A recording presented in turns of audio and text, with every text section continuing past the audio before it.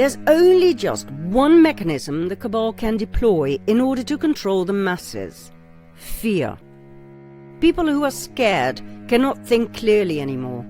They tend to freeze and reach out for others to save them and take away the fear. Others, like the government or so-called experts. People turn to us for hope, so we have noticed. They even get angry with us when we don't offer hope on a silver platter. Truth is, it's time to stop giving others your power. It's time to stop turning to others for hope or a solution to your misery. Only you can save you. It's time for action. Action from you, the people. What we present in our episodes are our findings to our research. We call it the ugly truth. And ugly it is. Much uglier than we expected it to be. But you have two options. You can either turn away because it makes you feel uncomfortable, or you can accept it for what it is: reality. And yes, it's bad. It's ugly. It makes you want to throw up. It would be weird if you didn't feel that way. Believe me, we've gone through all those phases while doing the research. But the ugly truth will not go away simply because you don't like it. It will only go away once you accept it for what it is and act. Once you know the facts, once you know your enemies, so to speak, you can draw up a plan. You will know what to do, when to do it. What we're about to tell you is so insane, so outrageous, that you will probably not believe us. We wouldn't have believed it if someone had told us what's about to come, say, a year ago. Therefore, after our insight into the future of humanity, we will let them say it. Them being the spokesman of the World Economic Forum, the biggest and most dangerous NGO in the world. For when you hear them say it, how can you possibly deny it any longer? And remember, we are not spreading fear. At the end of this episode, you will know what to do, okay? Here we go. Picture the year 2030. Half of the world's population has died as a result of the depopulation program. The world has been taken over by a small elite group of people whose spies managed to infiltrate every aspect of society, after which the long-awaited one-world government was successfully formed. Country borders have disappeared. National and personal sovereignty belong to the past. Terrified by the idea of more killer viruses, cyber attacks, nuclear wars and alien invasions, the remaining people gave up everything, desperately hoping to be saved by their leaders. They now live in a totalitarian, communist, even fascist system. Surveillance has reached unimaginable heights, not just in every street and every house, not just in people's clothes or in the bracelets they must wear, but surveillance under the skin. Billions of people were chipped. They were promised happiness and godlike powers. Instead, they were made redundant and turned into hackable animals. They are now controlled by a system that knows them better than they know themselves. Their political views, their sexual preferences, their mental weaknesses, their deepest fears and hopes. Those who are still alive are now controlled by a system that can predict their feelings and decisions, that can manipulate their feelings and decisions, and that can ultimately make decisions for them. Their bodies, brains, minds and souls were systematically and successfully hacked by means of a combination of unprecedented computer power, understanding of biology, artificial intelligence, and biometric data they collected from you, me, and every person on this planet. Those who survived the depopulation program own nothing. Homo sapiens is dead. It died when it was hacked and turned into hybrid cyborgs. Free will is dead. God has been surpassed and taken over. They finally did it. What tyrants in the past failed to achieve, the Cabal managed. They hacked and hacked and hacked until no free-thinking individual was left on the face of the planet. 2030, 7 years from now. Not a pretty picture, right? Let's hear what the Cabal has to say about it, shall we? Meet Klaus Schwab, founder and chairman of the World Economic Forum. When I mention now names like Mrs. Merkel, even Vladimir Putin and so on, they all have been young global leaders of the World Economic Forum. Mm-hmm. What we are very proud of is that we penetrate the cabinets. We penetrate the cabinets. I know that half of this cabinet, or even more half of this cabinet, are actually young global leaders of the World Economic Forum. Pay insufficient attention to the frightening scenario of a comprehensive cyber attack, which would bring to a complete halt to the power supply, transportation, hospital services, our society as a whole. The COVID-19 crisis would be seen in this respect as a small disturbance in comparison to a major cyber attack.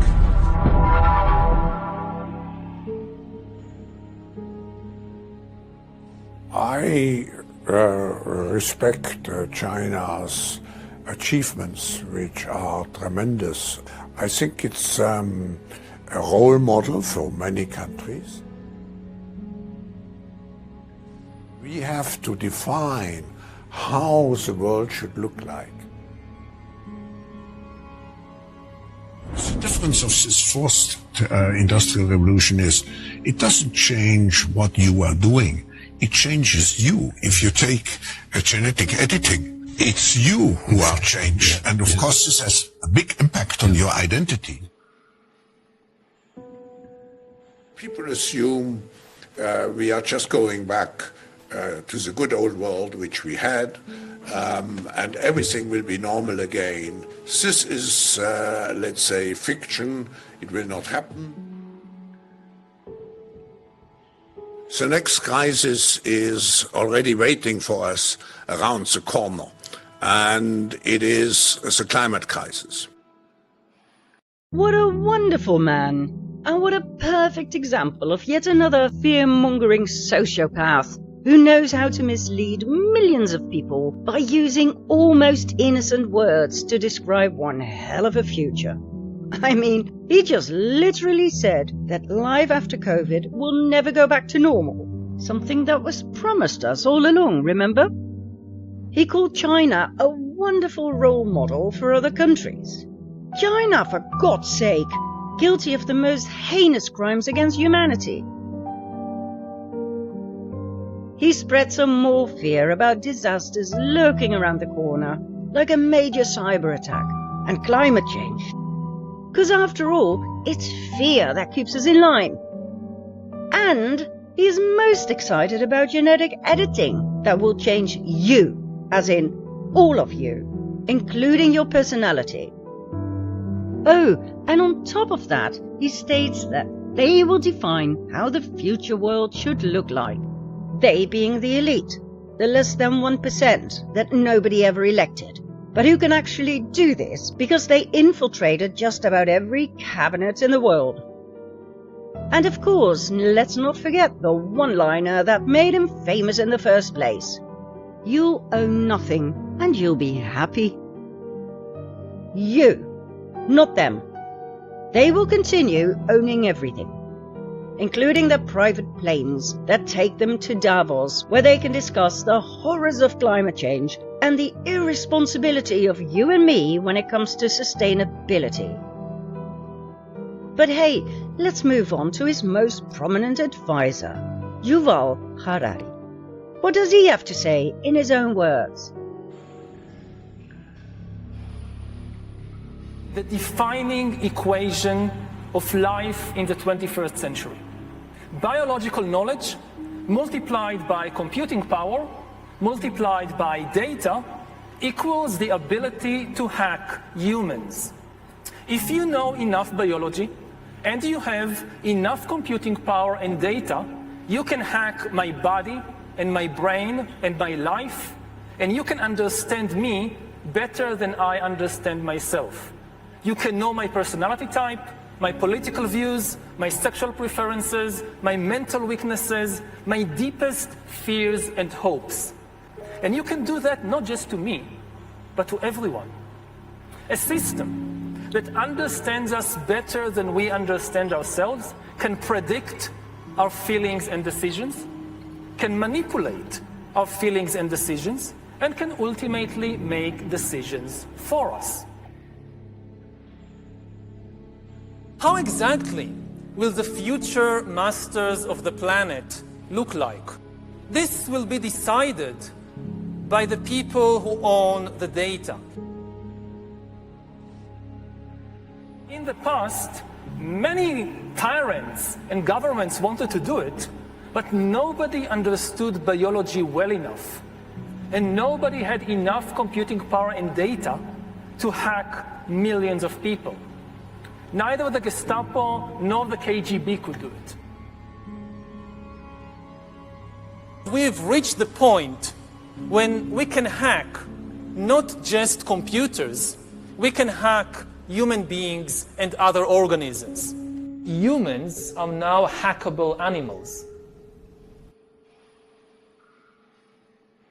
We are probably one of the last generations of Homo sapiens, because in the coming generations, we will learn how to engineer bodies and brains and minds.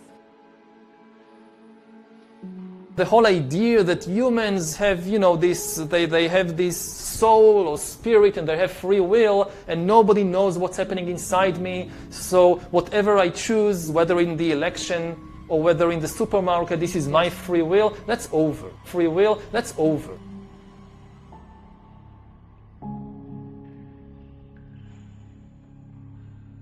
People could look back in 100 years and identify the coronavirus epidemic as the moment when a new regime of surveillance took over, especially surveillance under the skin, which I think is maybe the most important development of the 21st century, is this ability to hack human beings, to go under the skin, collect biometric data, analyze it, and understand people better than they understand themselves.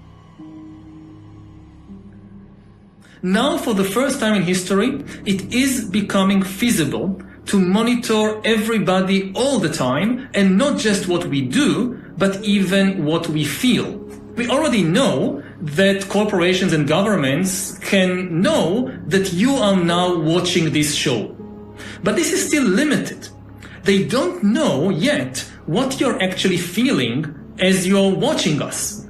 But once you have under the skin surveillance, you can know that, because emotions and feelings are biological phenomena just like fever. The same technology.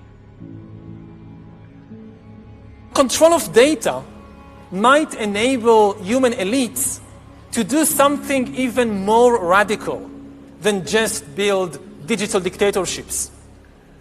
By hacking organisms, elites may gain the power to re-engineer the future of life itself. Because once you can hack something, you can usually also engineer it. For 4 billion years, nothing fundamental changed. All of life, for 4 billion years, was subject to the laws of natural selection and to the laws of organic biochemistry. But this is now about to change. Science is replacing evolution by natural selection with evolution by intelligent design. Not the intelligent design of some god above the clouds, but our intelligent design and the intelligent design of our clouds, the IBM cloud, the Microsoft cloud, these are the new driving forces of evolution. In the coming decades, AI and biotechnology will give us godlike abilities to re-engineer life and even to create completely new life forms. We are about to enter a new era of inorganic life shaped by intelligent design. Our intelligent design. We are really acquiring divine powers of creation and destruction. We are really upgrading humans into gods. Straight from the horse's mouth. Shocking, isn't it? So let's get this straight. They are creating an era of inorganic life shaped by their intelligent design. Because God didn't do a good job. I mean, nothing really changed in 4 billion years, right, Yuval? It doesn't really matter whether you believe in the God of the Bible or in Darwin's evolution theory. This is a statement that no geologist or paleontologist will ever agree on.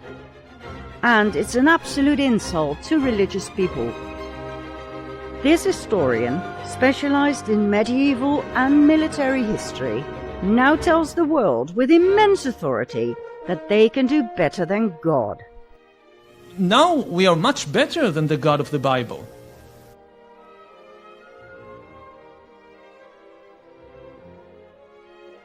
Now normally we would tell you all about Schwab and Harari, about their roots, their hidden agendas. And of course we did the research and we discovered a lot. For instance, about the real driving force behind the WEF. Nelson Rockefeller, and of course, as always, the near immortal Henry Kissinger. Schwab and Harari are just Cabal puppets. One plays the wise, philosophical, even friendly advisor who meditates 2 hours a day. The other one is a caricature of a Nazi who can't even pronounce the word COVID properly. COVID-19 crisis, the COVID-19 crisis. It's COVID of COVID-19. COVID? Scovid? Seriously? Is it really important, in this particular case, to share all the background information we discovered?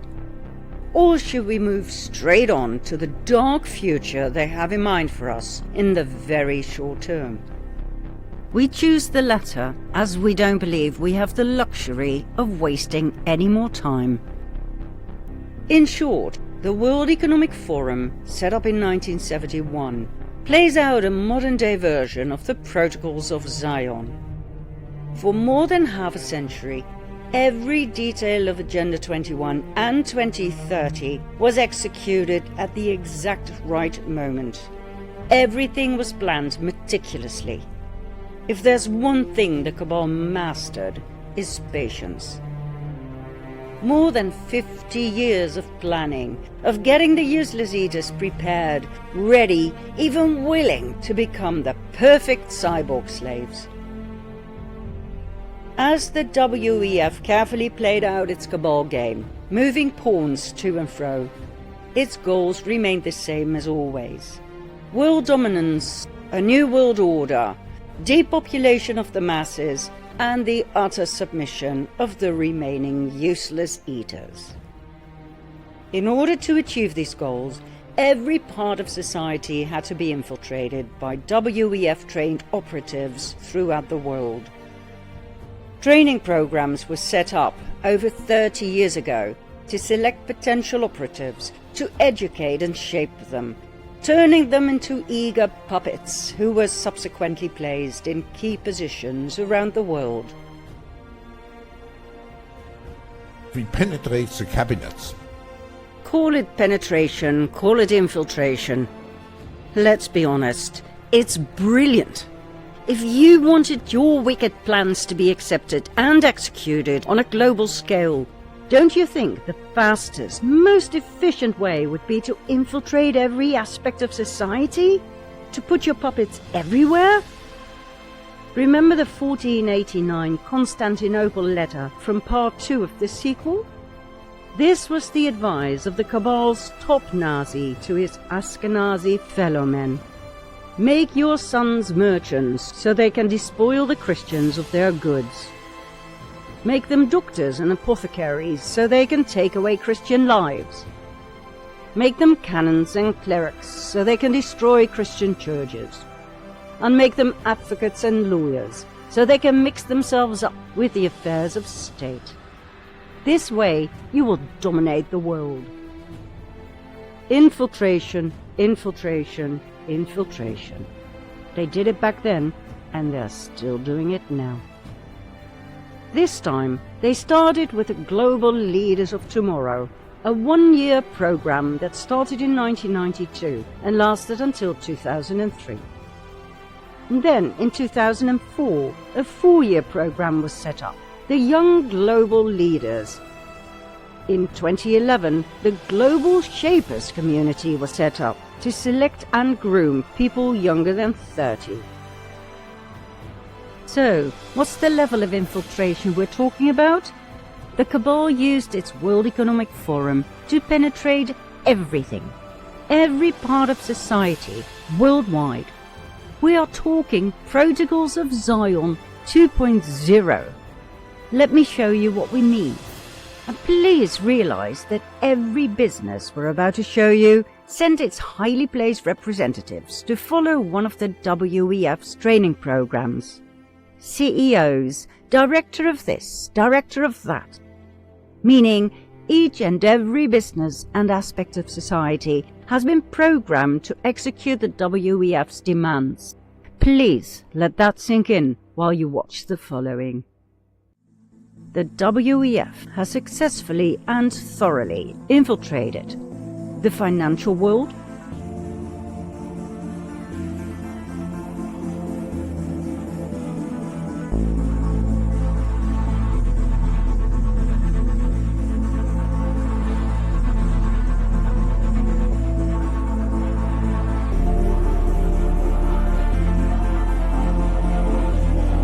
corporations,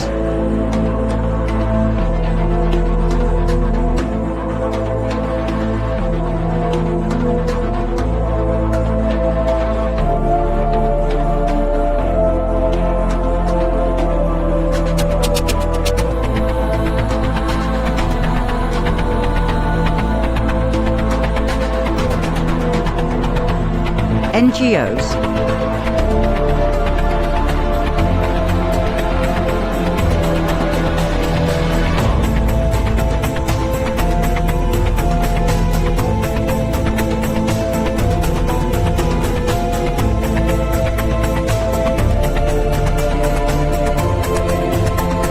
religion,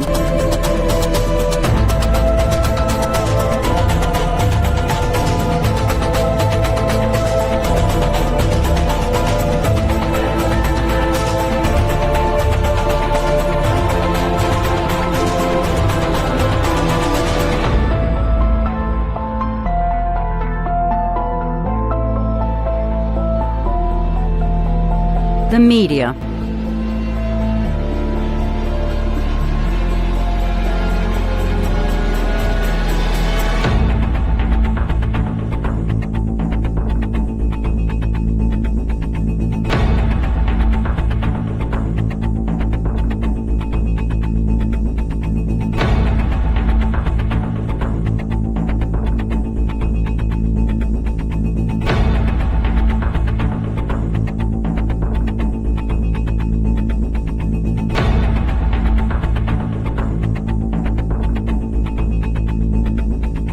the world of science,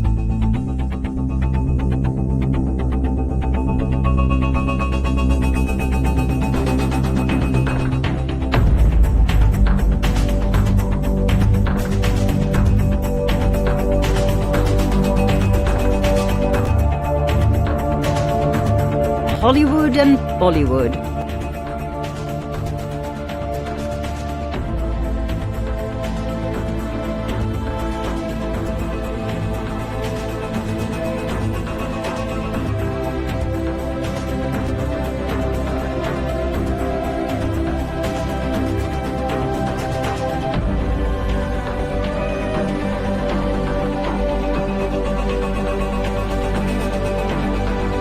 the domain of air and space.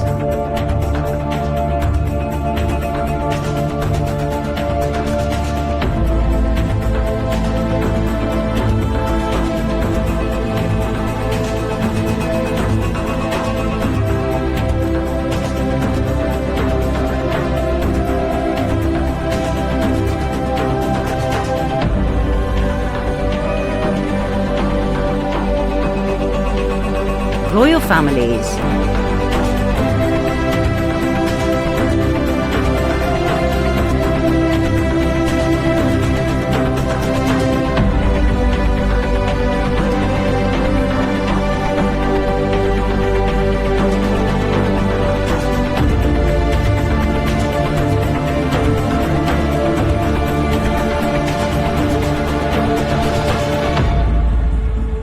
and last but not least, they penetrated the world of politics. Think prime ministers, presidents and advisors to the president, ministers, ambassadors, members of Congress and Parliament, senators and mayors. We're talking thousands and thousands of Cabal puppets, longing for a piece of the money and power pie, who are trained by the WEF and put in high positions around the world. Big influencers who decide the direction and content of your life. Now please let it sink in that all the people we just showed you have followed the official training programs, even kings and queens. Why? They're royalty, for goodness sake. It clearly shows you who's actually in charge, doesn't it? The amount of WEF influencers across the world is absolutely massive. There are many, many more members and participants of the WEF who, for some reason, do not need to follow the training programs. Here are some more friendly faces you've probably seen before. All the major globalists are there.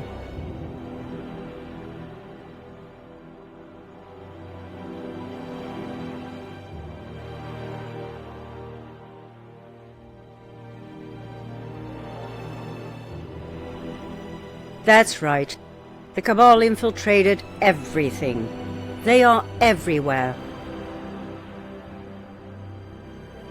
What's their next move? The Great Reset. We need a great reset. A massive global change of reality, enveloping every aspect of your life. This is the era of technology and science, where feelings are read, registered, and altered if desired. The era of reason will tear out the root of being human, so that we can be controlled and oppressed, used, or extinguished. Follow the science, they said. In this time of crisis, you have to follow science. But guess what? Science is not about objective discoveries. Science changes all the time. So why treat it as holy? You know why? Because science is about power. Science is not really about truth. It's about power. Particular scientists may be very interested in the truth, personally. But as an institution, the real aim of science is power. That's why they wanted us to follow the science, so their power would reach insanely dangerous heights. It's often said that you should never allow a good crisis to go to waste, because a crisis is an opportunity to also do good reforms that in normal times people will never agree to, but in a crisis you see we have no chance, so let's do it. Most jobs in the near future will be carried out by robots and cyborgs. You will be made redundant. And the people who don't want to join this program, or who cannot keep up with the speed of developments? A new, massive, useless class. A class that has no military or economic usefulness, and therefore also no political power. My best guess at present is a combination of drugs and computer games. Drugs and computer games. And maybe they'll just end up in isolation camps. Or should I say, concentration camps. So, is there hope for humanity? You decide. After all, we are not here to sell you hope. We are here to give you facts. But hey, you know us. We will show you what you can do in order to change things. It's basically what we've been telling you all along in our Zoom presentations. But first, let's move on with some more lies that will make you happy to pay more tax.